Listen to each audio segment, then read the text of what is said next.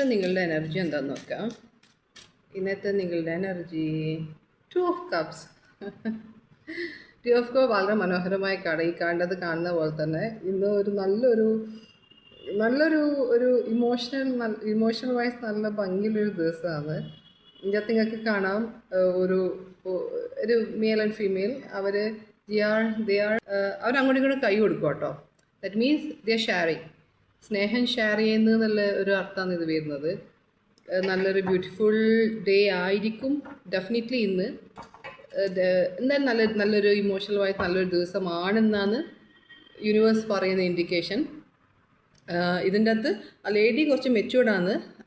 ആ ഒരു പേഴ്സൺ കുറച്ച് എന്താ പറയുക, നമ്മൾ ഫുൾ കാർഡിൻ്റെ അകത്തുള്ള എനർജി പോലെ യൂത്ത് ആൻഡ് ഭയങ്കര അഡ്വഞ്ചറസ് ഇഷ്ടമുള്ള ഒരാളാണ്.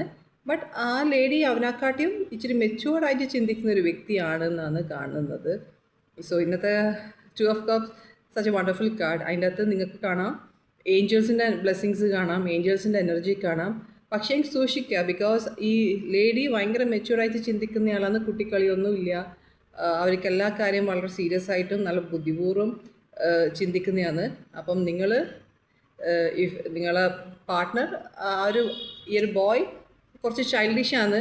അപ്പം ക്ലാഷസ് വരാനുള്ള ചാൻസ് ഡെഫിനറ്റ്ലി ഉണ്ട്. അതുകൊണ്ട് ചൈൽഡിഷ് സ്വഭാവമെല്ലാം മാറ്റി വെച്ചിട്ട് നല്ല മെച്യൂർഡ് ആയിട്ട് ബിഹേവ് ചെയ്താൽ ഈ റിലേഷൻ മുന്നോട്ടേക്ക് പോകും തീർച്ചയായിട്ടും. ഇല്ലെങ്കിൽ അവിടെ ഒരു ക്ലാഷസ് ഉണ്ടാകാൻ ചാൻസ് ഉണ്ട്. ബിക്കോസ് ആ ഒരു ഗേൾ ഈസ് വെരി മെച്യൂർഡ്, ഭയങ്കര മെച്യൂർഡ് ആയിട്ടുള്ളൊരു ക്യാരക്ടറാണ്.